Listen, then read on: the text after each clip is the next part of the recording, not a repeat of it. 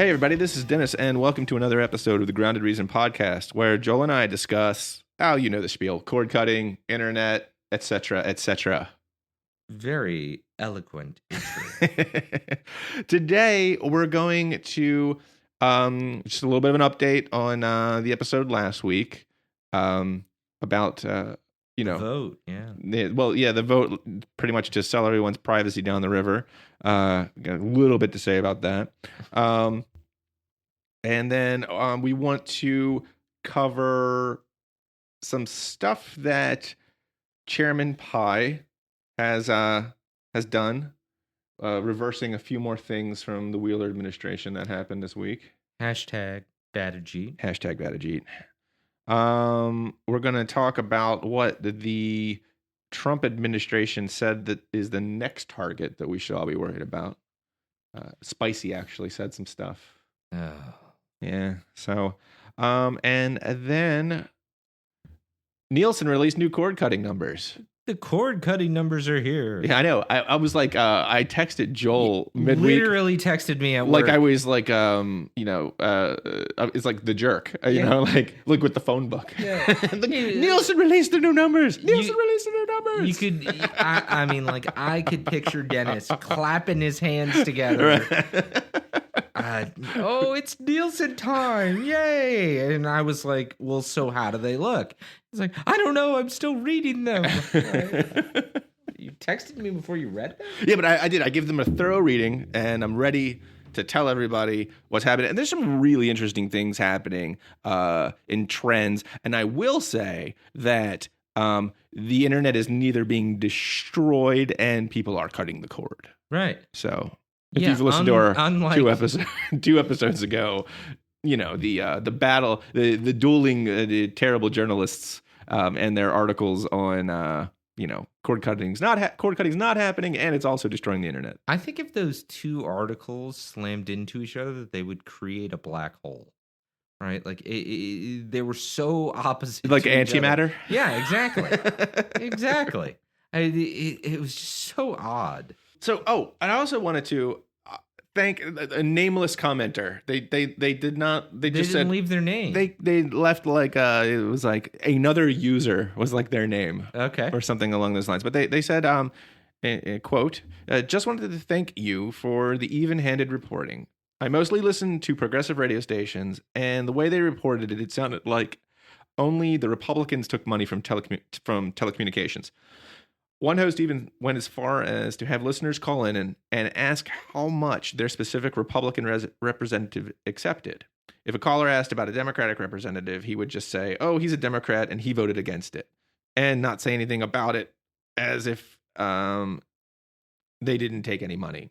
Now he knows, and with most things, it's just not as black and white as people make it out. And he said, he's definitely adding us to his podcast list, and it's a great show. Well, thank you, another user. Yeah, I really take that comment to heart because I mean, we both have our views on the world, and we try our best. Not really; it leaks out sometimes. No, we make an effort. We make an effort to be practical. I'd say fair, right? And fair. Like, it's hard. This last vote, especially Dennis and I both have strong feelings about. Yes, there was a lot of words I used off mic. Oh yeah, off mic. I was straight up impolite. Yeah, and that's how I'll say it. Cursed people's name. Yeah, very specific. Very specifically. Very specific names. And but in general, especially when it comes to like things like following the money. It is important to realize that like these things, the industry is smart. Mm-hmm. They are really smart, and they have deep pockets, and they are gonna put money in everyone's hands. Yep, and they do. They have those relationships, so where you'll notice, the faucet gets turned up when a certain party gets into power. Yeah. They just, and because they have those lobbyists are there, they already know all the players, and the party that is in power, they'll start getting that money come their way. Yeah, and they're really shrewd about. In fact, I'll just go back to cite a little bit from the last episode. There was in the article that's linked in there where we were talking about the specific average for the funding that was distributed from the paid TV industry.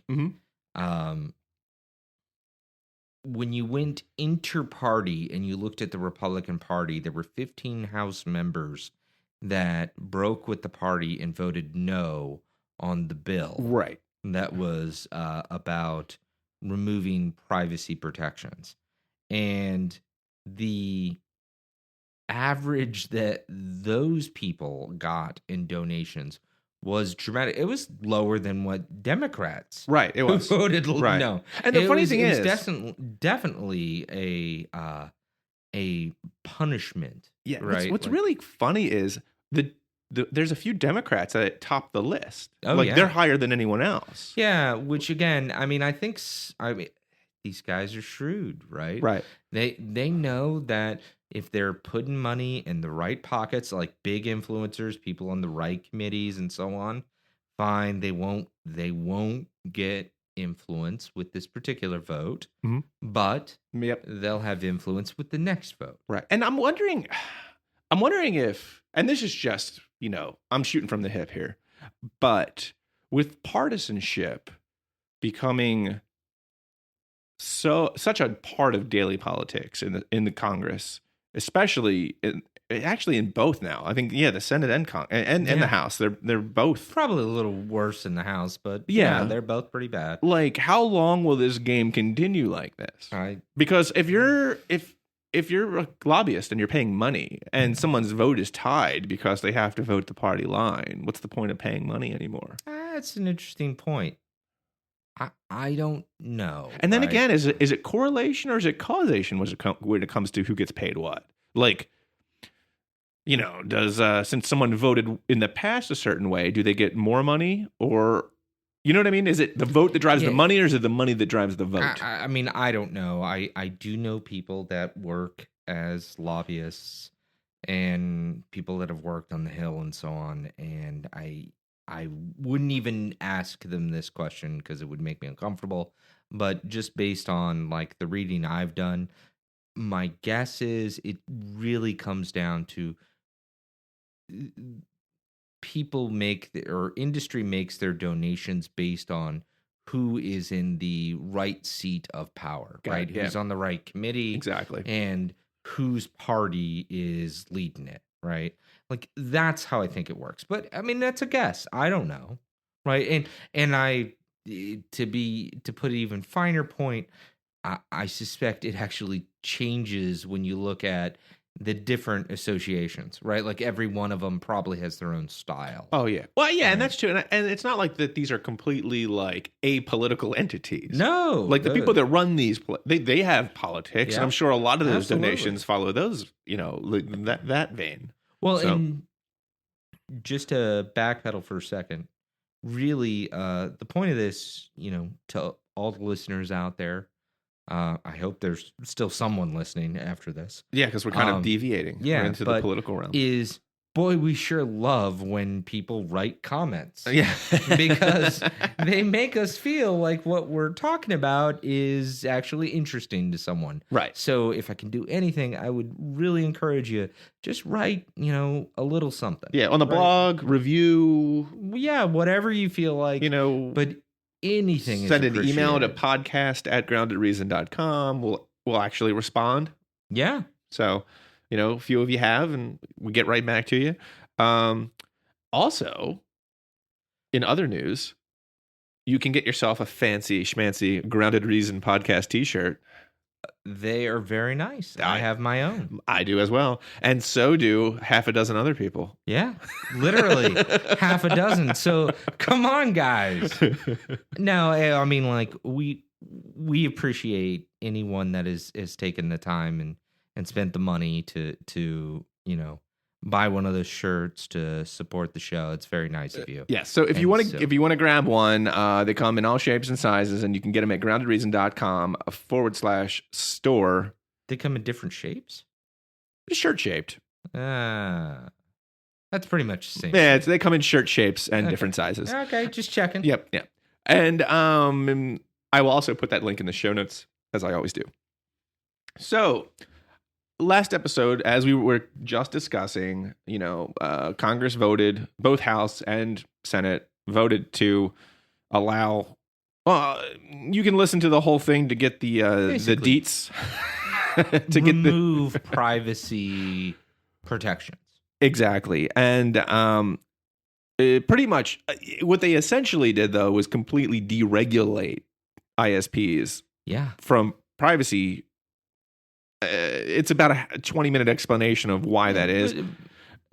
But the long and the short is any of the information that an ISP could have about you, they can largely do what they want with. Right, because even I've heard they're still singing that song that the FTC now still has regulatory authority over ISPs. Yeah, but they actually don't. They do not. The court made that a point about a year ago. It's already been decided.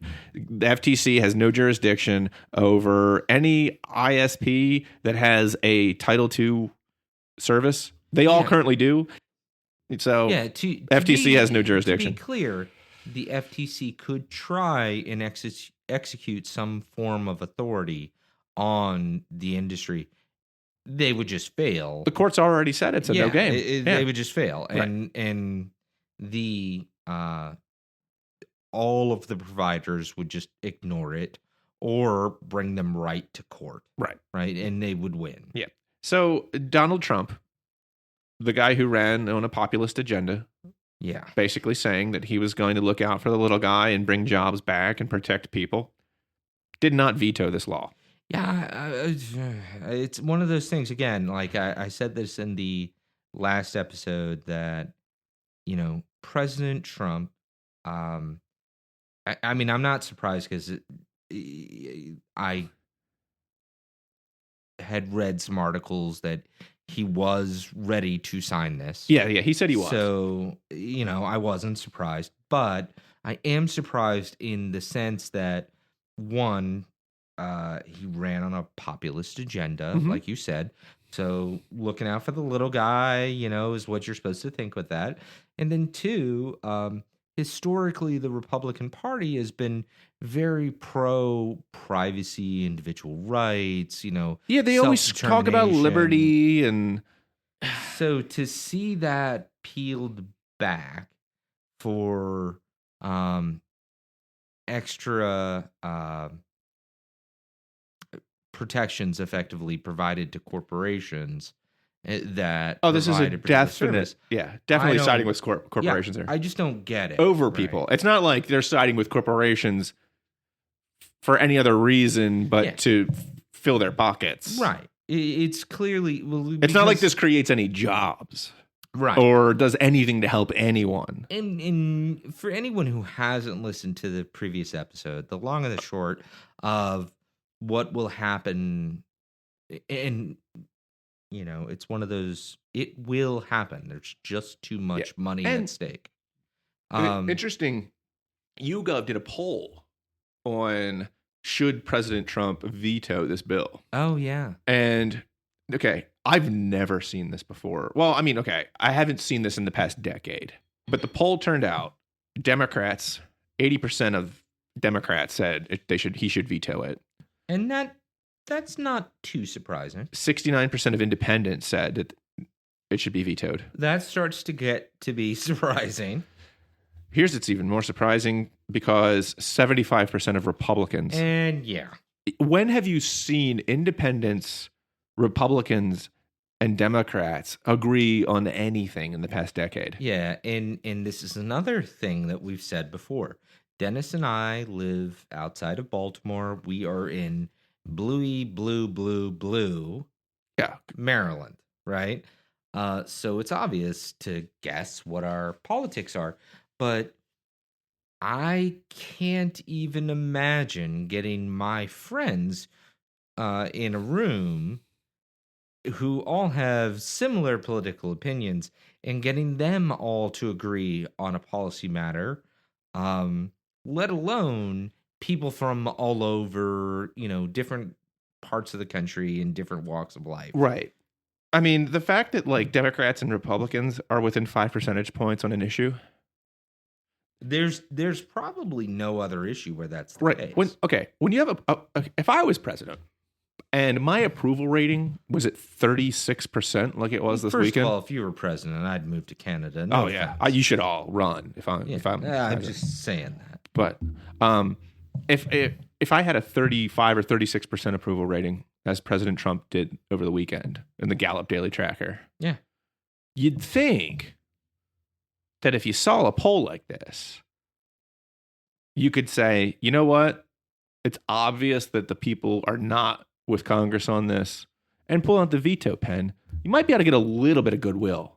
It could be like, yeah. Honestly, I suspect he would have gotten a bump out of that. I don't understand this move at all because it's not like ISPs are hurting. No. Well, at least not the ISPs that are going to benefit from this. No, the big ISPs. We went over this, I don't know, a few episodes ago. Again, we're rehashing. Like, this is kind of a summary episode. It is because everything we've been talking about. Well, it's this piece too because it's like last week was just Congress voted. There was still in doubt whether Trump was going to sign it or not, and he did. And things have been moving towards this, right? So a lot of discussion we've had up to this point has been like, what are the various pieces that are moving? What are all the cogs in the machine? And looking at this now, I just think I don't understand any of the political motivation to do this, right? Like we talked about, like I want to say it was Verizon, and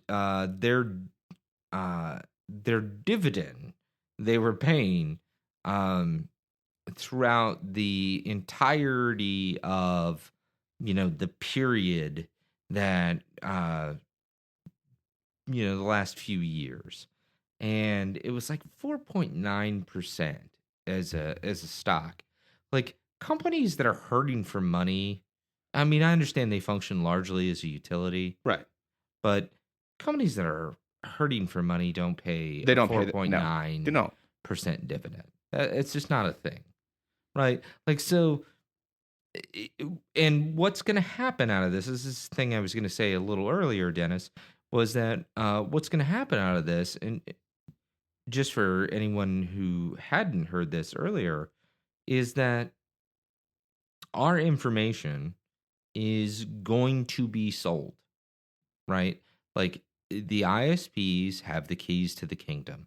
They're going to take our information and sell it to various marketers or sell it to actual retail entities themselves and set up marketing divisions, right? Like, it's up to them how they play it, but they have a very big field to play in these days.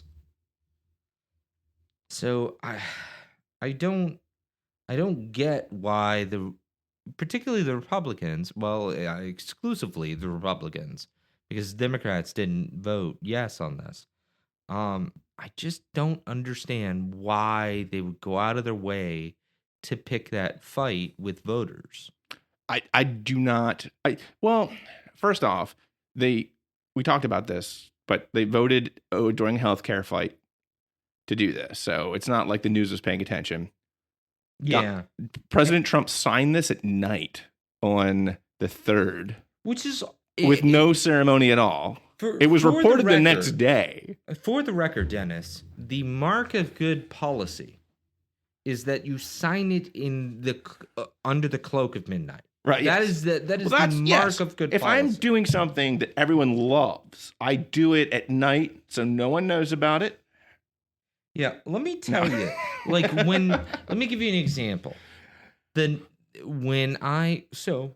those which is probably everyone, who don't know me, have never seen me, I'm carrying a couple extra pounds, right? Like, so a couple, right? Like 20, 50, 70. Whatever. He's exaggerating. Yeah, I'm getting bigger by the minute. But, like, if I want to sit down and eat like a plate full of brownies, I do it at night. Yeah. When everyone's asleep. Yeah, you don't do it in the Rose Garden. I don't do that in the Rose Garden. I don't have a signing ceremony about eating my brownies. Right? That's what this is. Yes. This is like your dog going in the corner to go to the bathroom. Yeah. That's exactly what happened. Someone needs to smack someone on the end of the nose with roll a up some newspaper right, and pop. Well, that's like I said. It's like the Congress right now. It's just so corrupt. The only thing that could fix it, Batman. And Mitch McConnell needs to be he needs to dangle Mitch McConnell off of a building. And and I want to be clear, like I love Adam West, but I don't want Adam West Batman. I don't want an Adam West Batman. I don't want a Bat 2C dance. Christian Bale Batman. I need a Christian Bale headbutting and right. elbowing people in the neck. Right. Like Batman. Justice. Yeah, that would help Congress, and they would be really unhappy with it, but we'd be happier. Yeah. So I guess, we're going to probably close the book on the privacy thing because it doesn't exist anymore. It's too freaking depressing. There's no privacy anymore. So good night and good luck. Let's move on to Ajit Pai. And again, reconciling his mouth with his actions. Charter and Time Warner Cable, not the content piece of Time Warner, but the actual internet distribution, merged last year. And this was under Wheeler's FCC. And they put a bunch of stipulations in the deal. And one of the big ones was actually two really big ones. One was that they had to offer a lower rate for people of certain income. Yep. The other thing they decided was Charter was going to have to build out into areas where there was already an ISP. And why would you do such a thing, Joel? Why would you make an ISP like Charter build in an area where there's already an ISP? What's that called? It's a French word for it. It's competition. Oh, that's right. That's what it is. That's right. Competition. I forgot the word because I never really see it when we talk about ISPs. Right, yeah. Because they make these, unwritten agreements where they decide not to step on each other's turf. Dennis, dear listeners, we try very hard not to get an explicit rating. and this piece of the puzzle here really pushes that the bounds of that. Okay. I really want to call some people some bad words. Okay, so this is just so craven and cynical. It makes me want to throw up. Just insert bad words in your head, right? That's what I'm saying. Because Pai said, okay, first off, that the whole making Charter deliver internet to 1 million homes where people already have a provider, because the idea being that prices will go down because you'll have two big players competing. He said that can't happen. He canceled it. They don't have to live up to that part of the merger agreement anymore. And the reason was because it will deter Charter from building out internet into areas where people don't have access. So we've taken a given. The given was competition. Right. We were saying you're building out in these million homes and in this area. You pick your areas, but there needs to be a provider there already established. Hopefully, prices would come down because there's competition. Yeah. That was a given. That would have happened. Pai instead repealed that and said get rid of that regulation in the hope that Charter might decide to go to an area where there isn't any internet. And why do you think that no one's there already? So let me answer the question, and then I want to backpedal several steps. Okay. Well, we can rehash, of course. No, yeah. Well, I'm welling up my rage. It's obvious because it's the reason why no ISP is in those particular areas. We talked about this a long time ago. It's this idea of the last mile. It doesn't make economic sense. Exactly. Right? Like, so the only If there was money way to be do made, it, yeah, they would go a and company make would it. be there. Right? So the only way to do that is either provide it through some sort of public good government service or through some sort of mandate. And I know that is like a sinful statement. Well, we're in talking parts- about an industry where there is no real competition. It's Right. not like we're talking about a free market. No, You can't no. just unplug all government from this industry and expect it to run like the free market, because No. it's like we said this before. The government a long time ago created this Frankenstein monster of internet and telecom because they overregulated in some areas, they made bad regulations in others, and it was because it was a new emerging technology that no one really understood. Yep. They made some bad decisions. And when you create this Frankenstein monster, it's your responsibility to fix it. Well, And you can't just let it off the chain and pretend it's like a free market. no. It'll That's what Wheeler's administration was doing. That, in my opinion, is one typical of most other industries in this country and in the developed world, and prudent, which is take utilities, right? Like, meaning, like, let's say electrical utilities or water, right? They largely are provided like, hey, you're going to do the capital outlays to do to provide such and such service. Right.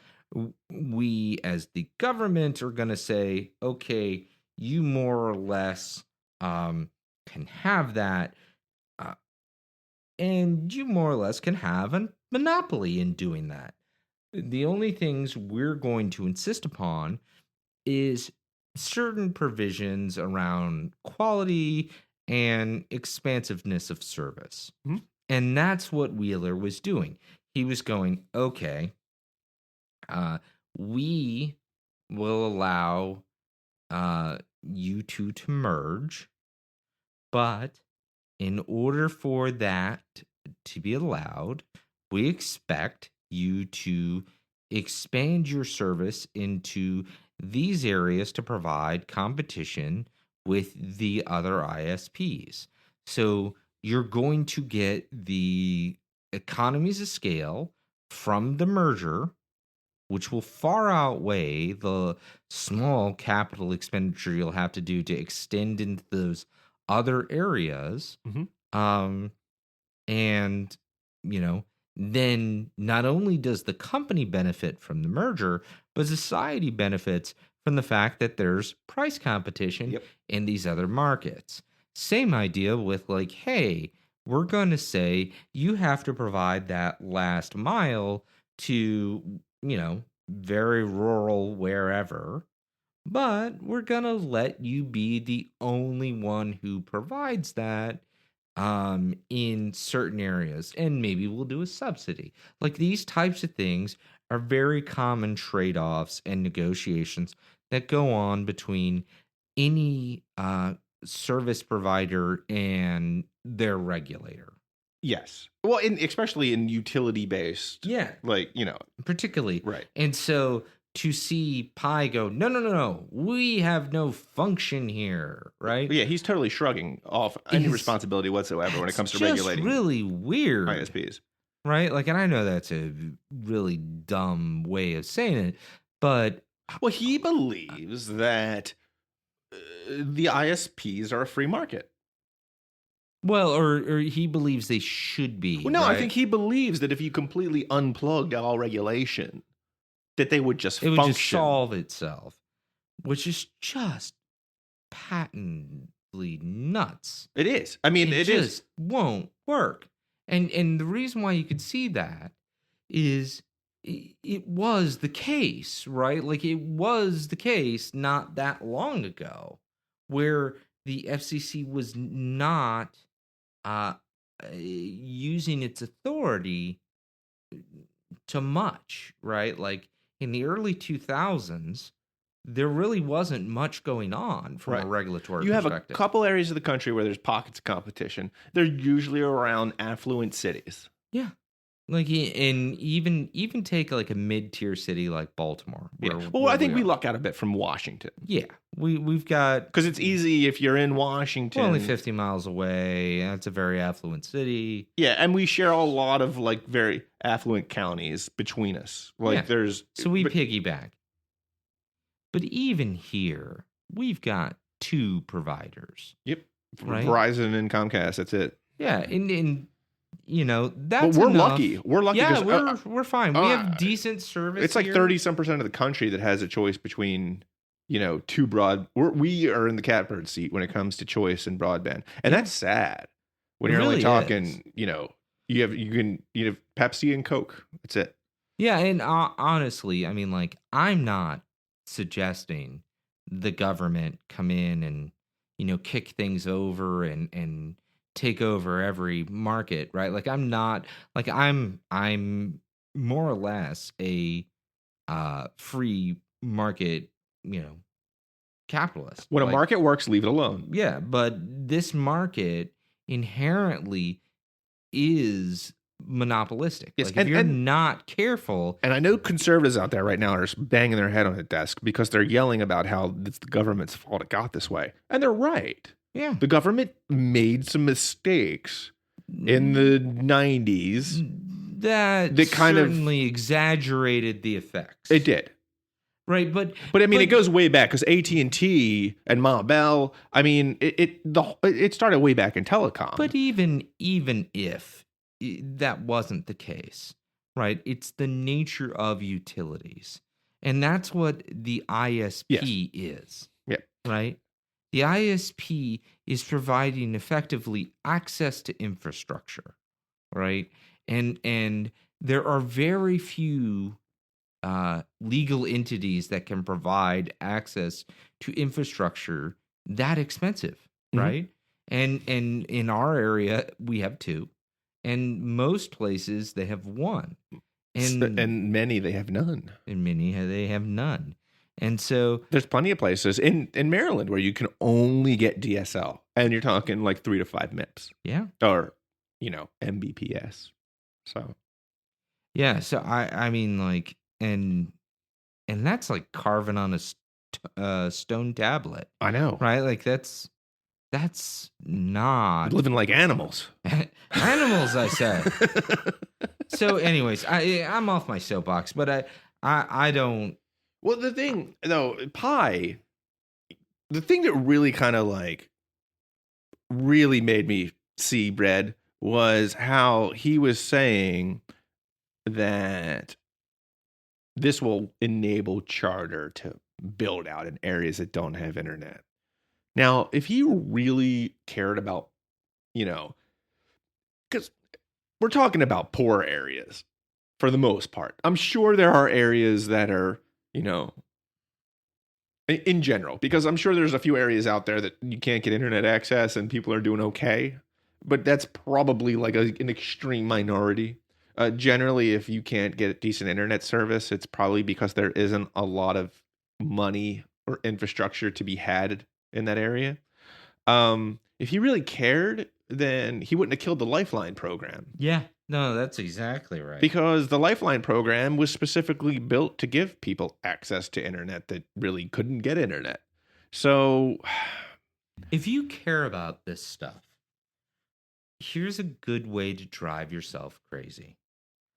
Follow the FCC on Twitter. Oh, yes. And what you will see is nothing but messages about robocalling? Yeah. Yeah, that's all they've been posting is, we're protecting people. We're stopping people from robocalling you. That's all they've been saying for like the past week. Who is beating down their door about robocalling? Who has a freaking landline these days? I mean, it's rare. It's like, yeah.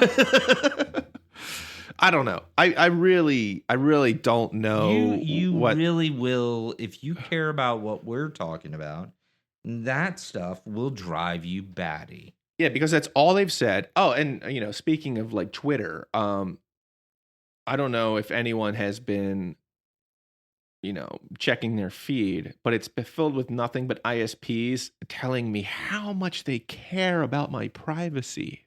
That is a really bad sign. Oh, they are. And then Comcast came out and they're like, we just want you to know that we're not going to misuse your data and we care about your privacy. And, and I'm like, yeah. You care enough to tell me that the guy's going to be there in a 4-hour window and he just doesn't show. You care enough to keep me on hold for 50 minutes when I want to just cancel your service.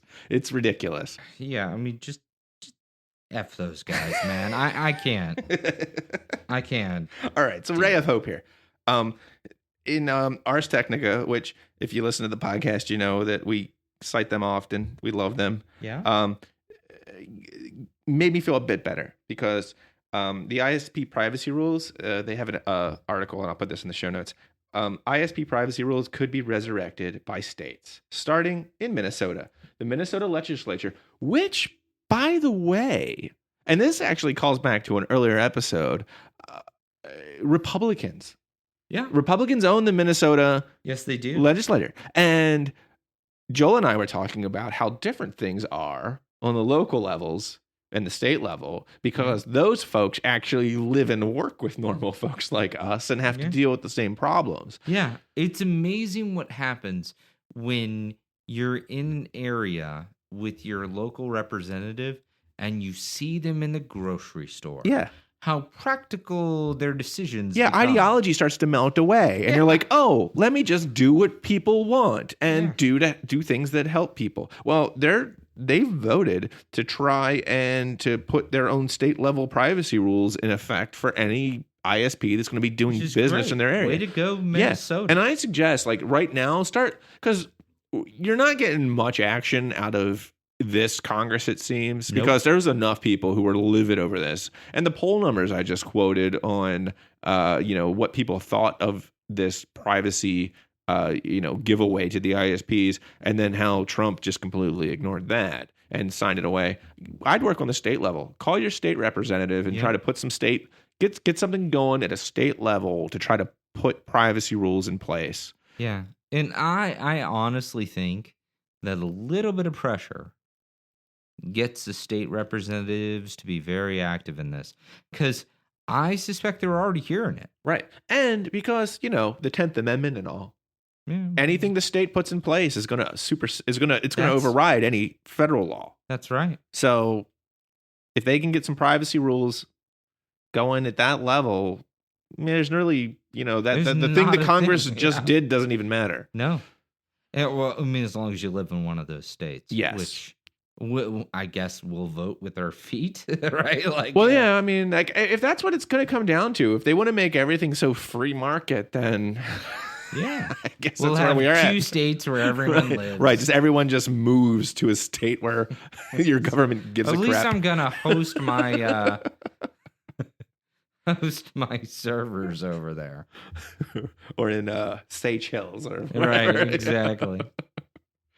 So, I mean, that's it's a little bit of a silver lining. I didn't want to have a total downer with this. And honestly, it is, it's the virtue of our system. And I love Minnesota. I don't know what it is about Minnesotans.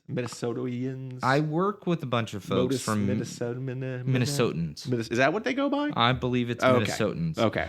And I work with a bunch of people from Minnesota, and God bless the Midwest, man.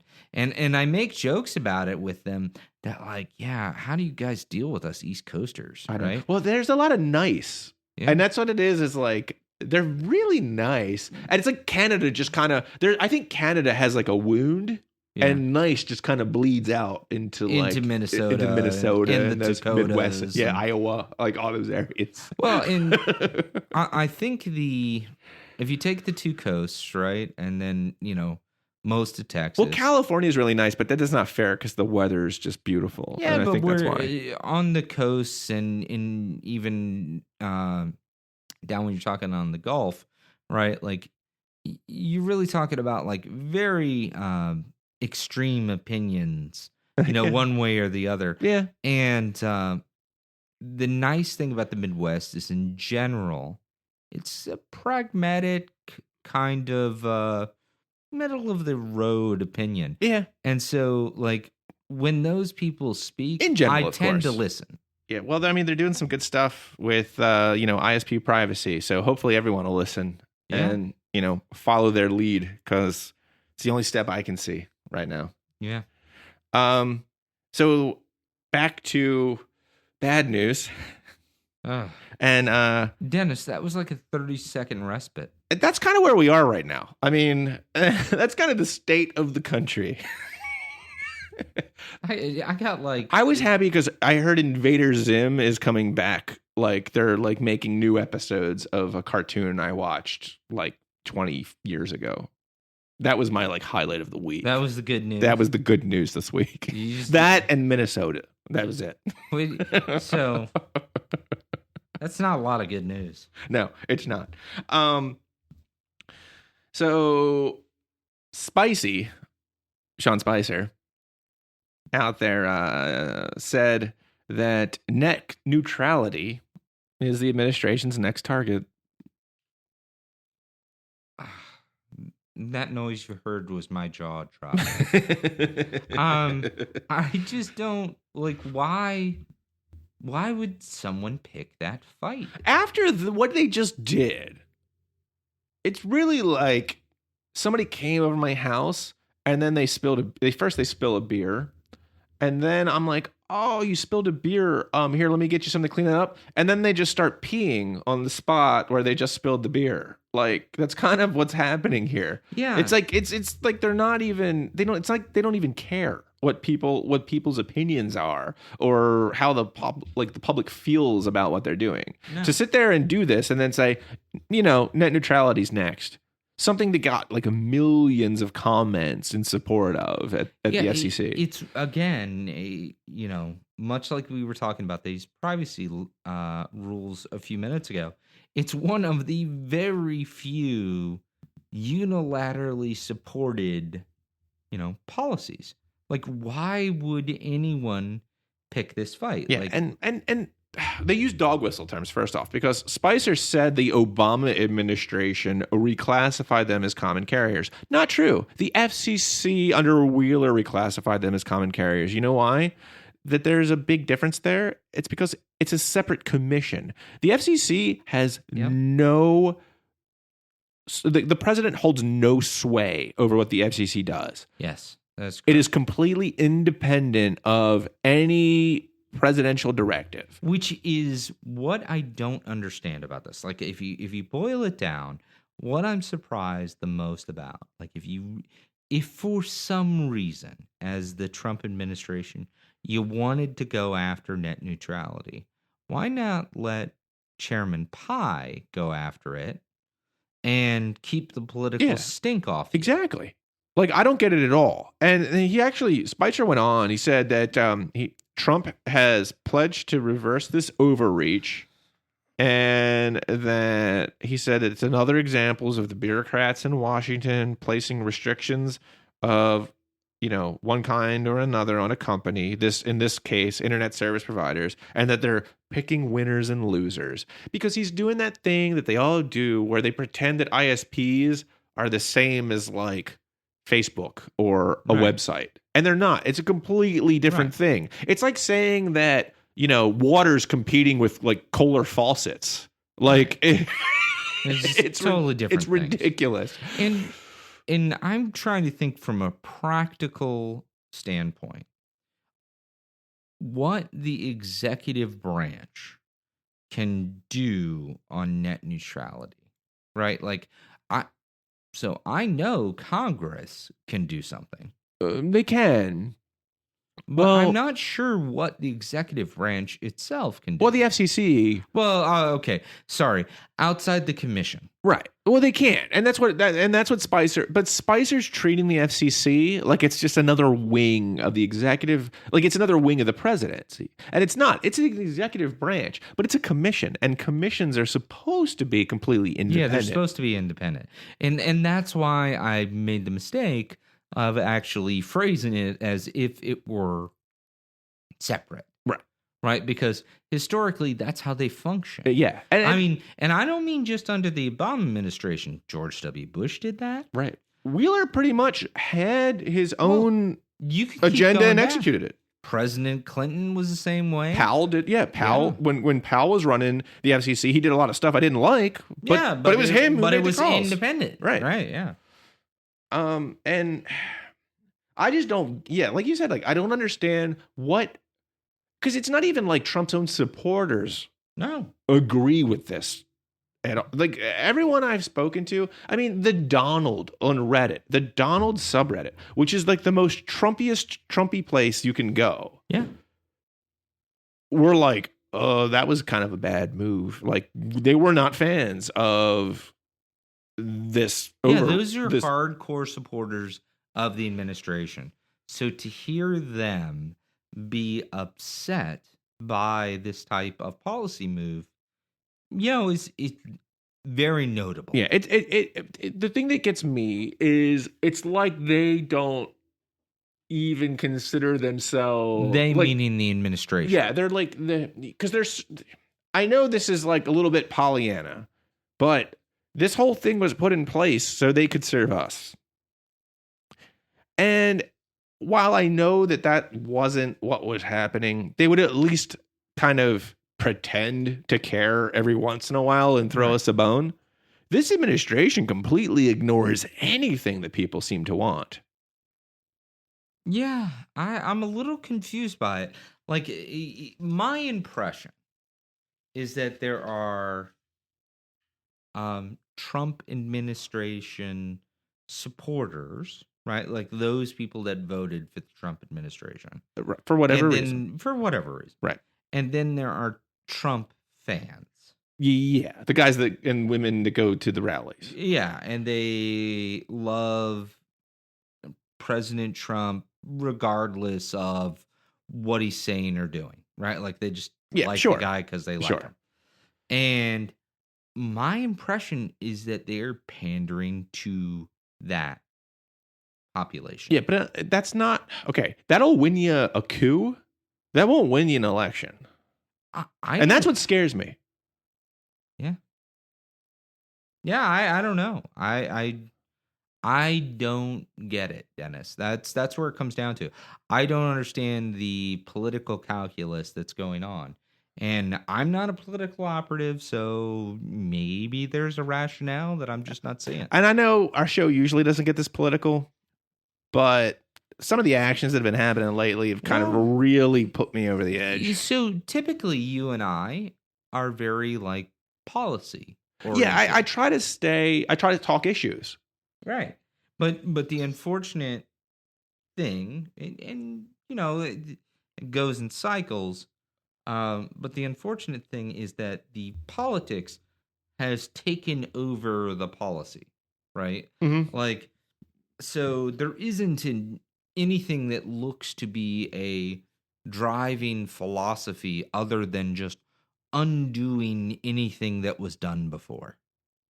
And that seems to be what the motivation is. Yeah, but we can't live. That's not a system of government. Well, I'm not saying it is. I'm just saying that's what it looks like. Right. I mean, okay. Let's take this to its logical conclusion. If that's our system, then people tend to be, in general, people are, when things are going their way, they tend to get complacent. Yeah. People who are upset tend to get active. Yep.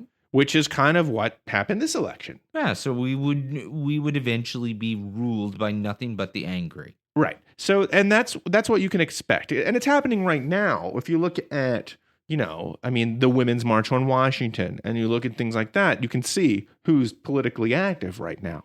So I venture a guess in 4 years, if those feelings stay, though, then you're probably going to swings back the other way. It swings the other way, and then they undo everything Trump did, and then let's rinse and repeat. Then the people who don't like the people that the liberal leaders that were put in place, they're going to rise up. They vote someone else in, and then the whole cycle. And then there's no progress. There is no benefit to society. There's no public good. It's just. It's a sporting event at that time that just switches every 4 years. Well, and what was the senator's name that actually posed exactly this point. I don't remember his name. Oh, Thune. Thune mentioned. Thune, Yeah, that's Senator exactly- Thune actually mentioned this when it came. It was exactly his net point. neutrality. Yeah, That- he said we can't just like change, like reset everything every time a new administration comes in when it comes to net neutrality. And he actually tried to put some ground rules in place in Congress that I didn't fully agree with, but you they could were see that, rules, and they you could made some see sense. that there was some compromise and some bipartisanship there there. was some forethought too. Yeah. Right? Like, I didn't agree with everything he was saying, but there was some logic, and there was clearly like a strategic point of view.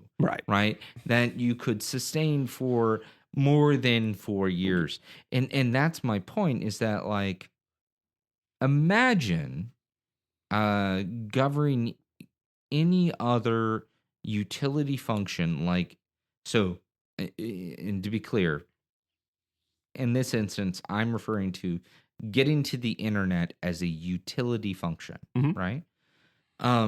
But imagine governing, I don't know, let's say the electrical grid this way, where one political entity would come in and say, electricity for everyone. We're going to put in major government programs all over the country, and we're going to do huge cash outlays to inject government competition all over the place, and private entities will have to compete with that, right? Right. And then 4 years later, the complete opposite is done. Yeah. We're going to cancel all the government contracts, and now everything is left up to the private market. We're going to put up for auction all of those electrical lines that were halfway built by the government entities, and then the private entities can come in and finish them up. And then 4 years after that, we swing back the like, it's lunacy. We need Batman. Yeah. Seriously. Christian Bale put in a call. All right. So we teased the cord cutter numbers at the beginning of the episode. Yeah. Nielsen. Yeah, so let's talk about the Nielsen numbers. If you're a cord cutter, things are still moving in the same direction. We had from the fourth quarter of 16, of the calendar year 16 and 15. So that's like 1 year period. Joel, guess how many people do you think went without? Like, new people, like they either moved out and didn't get cable, or they had cable and they dropped it. Households. 500,000. 2.7 million households. I mean, those are households that either cut the cord, or it's a new household that started up and they just decided there was no value in cable. How many people per household? I mean, I don't know exactly, but it's like 4. Like, I mean, I can tell you we have roughly 100, according to the census, 118 million households out there. Okay, so it's got to be like, we have about 335 million people. So it's about like 3 point something, 3.2 per household. Yeah, it's like 8 million and change. That's like the population of Denmark. I mean, that's insane. Yeah, and it's been, I mean, if you look at like year over year increase, that's a 14% increase in people without pay TV. That's a lot. It's a ton. And so I got these numbers from the Nielsen. They call it a total audience report. And they release it quarterly. And there's a lot of other data in there too about how people watch television and everything else. But the main thing I pay attention to is they say how many people watch TV through like a pay TV service, how many watch TV through just broadband, how many people watch TV through a combination of broadband and OTA, and how many people just watch OTA. And that's how, like, I got all these numbers. But it looks like in quarter 4 of 2016, you had 98.7 million pay TV households, which is an all-time low. Yeah. Well, I mean, in the modern era, because they were well over 100 for quite some time. I forget right around when they did the digital switchover from analog to digital. So like late 2000s. So like 10 years. 2007. Like 10 years, is really when they started. I think they peaked like right around 2009, 2010. Yeah. It's been gone downhill since 12. Yep. So, and if you look at people without pay TV households, 19.7 million people. So for anyone or households, I'm sorry, households, 19.7 million households. Sorry. Yeah, which is a gigantic number. Yeah.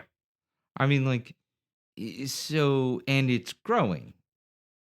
Whereas the other part of the market, and normally these things are not zero sum, right? This is in fact zero sum. Yeah, well, it's zero. It's worse. Actually, it's because like, and I see like industry papers for cable. They're always touting about how it's not so bad because we're not losing that many. Because if you really look at the numbers, while there are 2 million people without new households without pay TV, the pay TV only lost 714,000. I mean, it's a lot of households, right? But they can look at that, and in the grand scheme of things, it's like 1%. It's like a 1% shave on the year.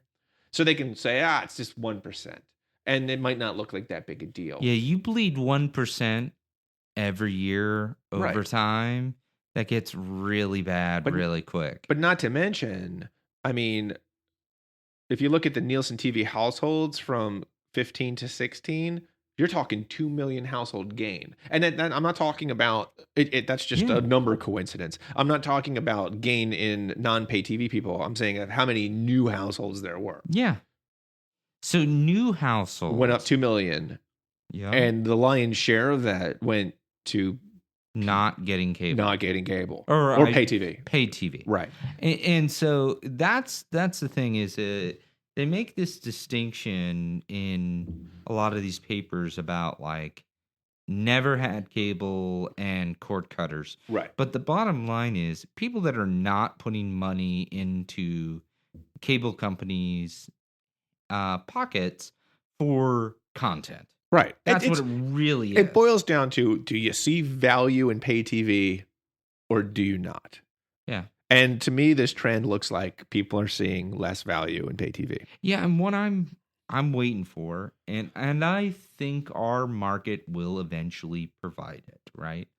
But what I'm waiting for is some startups that figure out how to undercut the ISP market in just internet connectivity. Yeah, well, there's been a couple. I mean, we talked about this before with like millimeter wave technology and things like that. I think it's coming. It's happening slower than people thought, because there were some startups that were really excited last, I want to say, April. Yeah, it was about a year ago. And they went into like, Boston, and it's working, but it's a lot of these technologies take a lot of, shaking hands and agreements to, put a tower on multiple roofs to broadcast. So they have to talk to, multiple building owners. Things around city buildings. I mean, that's difficult. It's a lot of work to get it up and running. And it's going to be a slow push. Gigantic market. It is. So my point is, and going back to a point we made earlier, it's if there's money there to be made, someone's gonna make it. Oh yeah, definitely. Right? Definitely. Like sooner or later, we're all gonna be able to just get internet relatively cheap. It's taking longer than all of us would like, but it's coming. Well, I mean, I've noticed prices coming down. Yeah. Because and I'm not just talking about in our area, because I've watch it nationally. I try to watch it nationally, and I have an article where I kind of call out, some cheap pockets here and there. But on the whole, it's kind of, you can get 50 MIPS for about $50 right now. And I know when I cut the cord, that really wasn't possible. Yeah, that was unheard of. Yeah. And I remember there's a couple, what is it, Provo, Utah? Oh yeah, and well, a few places because that's where that's got like Google internet Fiber. Shangri-La, Yeah, in the U.S. So there are pockets where it's really cheap, Right. and a lot of it's just it's the obvious. It's where are there multiple providers? Where in some instances, I mean, we have a whole podcast on this, but it's where the municipalities come in and inject competition themselves. So Yeah, but Chairman Pai has already stated that he's not a big fan of municipal internet. So, man, F that guy. F that guy. All right, but a little more cheer. If you go back to the fourth quarter of 2012, there were only 11.3 million households without pay TV. In the fourth quarter of 16, there were 19.7 million households without pay TV, which in 4 years, that's 8.4 million households decided that there's no value in cable. That's a crazy growth rate. It's a lot. And over that same period, 3.6 million households left pay TV. Yeah, like actively left. Because, a lot of the growth. So that shows that the growth in cord cutting is probably half. It's half new households. So really, it's half new households, and it's actually a little more than half new households. And so it's like 60-40. 40% leaving cable, going, cutting the cord, and 60%, and really, new growth, just not getting cable. The argument becomes semantics after a certain point, right? Like whether there's a cord to cut or there was never a cord to cut. Exactly. The bottom line is that money for the content is not reaching the paid TV providers. It's right, exactly. And to take it one step further, it's really just a lot of cannibalization that's going on in paid TV, because you'll hear a lot of like, Comcast did quite well last quarter and last year. They actually grew subscribers, but it wasn't it wasn't like they were bringing in new folks. I remember you talking about it. Was cannibalizing the telecom companies, like your Verizons and your AT&Ts, because they lost. If you look at telecom, they lost 3 million households from quarter 4 of 2015 to quarter 4 of 2016. If I remember correctly, at least on Verizon's part, wasn't a lot of that them shedding the DSLs? There was that. They had a strike. Yeah. There was AT&T's doing that too. There's a lot of like leaving the DSL behind. Yeah. Shedding the old network. Yeah, but they lost 3 million households, and Comcast, or I'm not saying Comcast, but wired cable, which is Charter and Comcast mainly, they own that. Cox too, right? Yeah, they're such a small player there. I guess it's true. Yeah, it's Charter and Comcast is the two big players there. They only gained about 1 million. Yeah, together, and that's just wired, your wired cable. Yeah. Broadcast, people that were just like broadcast only, that's like steady. And I think that just shows that's just kind of like probably an impoverished demographic, I would think, because it's been like the same number consistently through most of that time. It's really a lot of the non-cable, like the non-pay TV folks, it's broadband only or people with a combination of broadband and antenna. And that's pretty much how those numbers shake out. So the person that wrote the article about how cord cutting's not happening, you really just need to look at the Nielsen numbers, because those are like eyeballs on the screen, and the eyeballs on the screen says that it's happening in a big way.